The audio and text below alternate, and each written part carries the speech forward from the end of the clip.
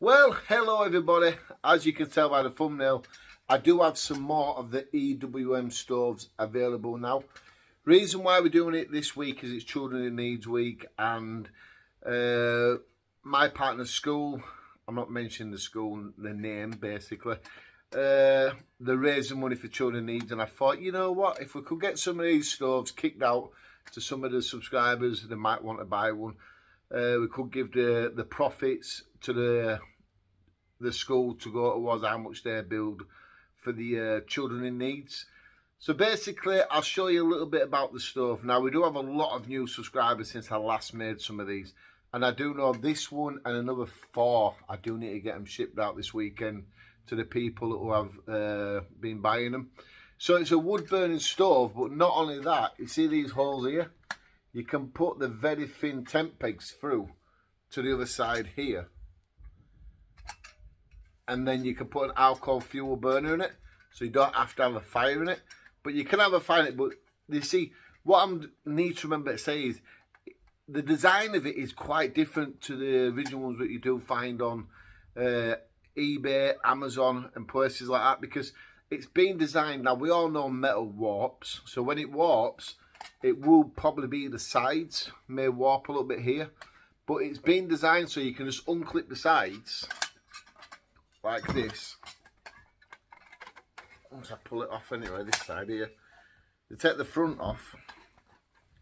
Inside it you've got a ashtray to keep ash from falling out onto the ground, and then you've got an airflow tray there, but you see in the corners, I don't know how well you can see them because the light's pretty bad today, there's these small gaps here and here in the corner. So even if that's full of, like, say, burning wood, airflow still comes up through the corners, and that goes in through this gap here. So there's always airflow, and plus the flame effect here allows airflow through as well, so you never get like a big build-up of wood in the stove. So once you take them out, it's quite simple to take them out. What we did is we designed them quite cleverly, so you pop off the side clipping like that, and they go up, and that's it in place. But once you pull it off, so just say now it's warped that way, you can turn the plate round and you can put it back in, and then the warping, without nearly catching my toes, the warping will be on the inside, and when you have your fire again, it blows it back out, and after a while it stops doing that. But I've not had many complaints about people complaining about the warping anyway. But what I'll do is I'll quickly show you how quick and easy they go together. So this is your back. You do have a little writing there going made in Britain. So there's the back. You get a side. The side has the flame effect. So you just lock it in like that. Then you get the next side with the flame effect as well. You just lock it in there. So you've got your back and 2 sides, and then you get your solid ashtray, what clips in. We don't want to clip it in too much because we've got to get the other side in. And you see how it's got 3 of the lugs at each side? Well, the one here needs to go to the back.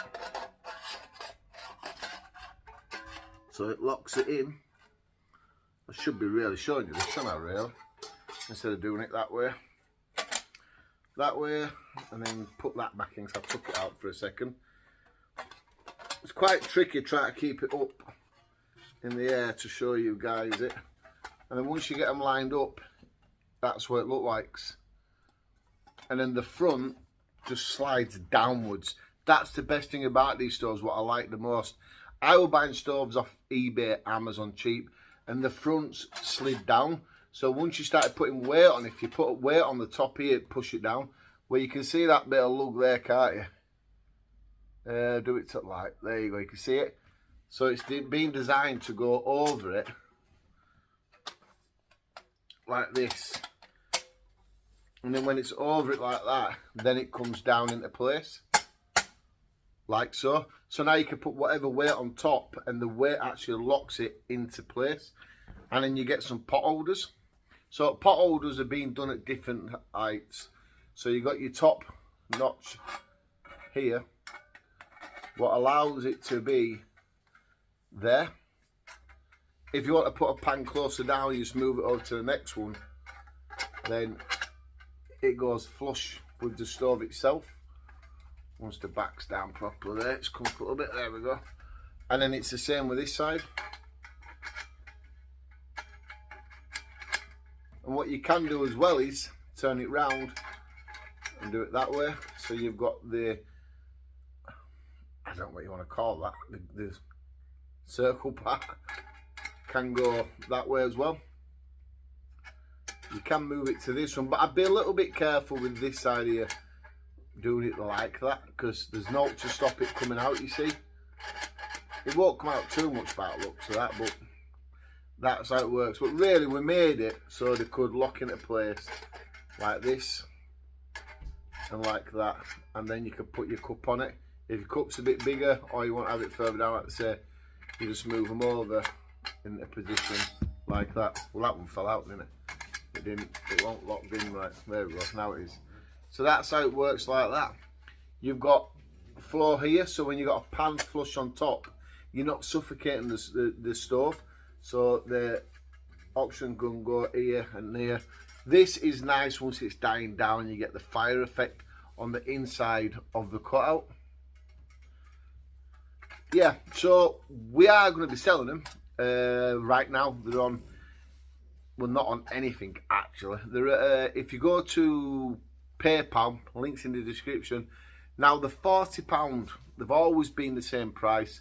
I think it's a lot more money to get them made these days, but we've always kept it at £40.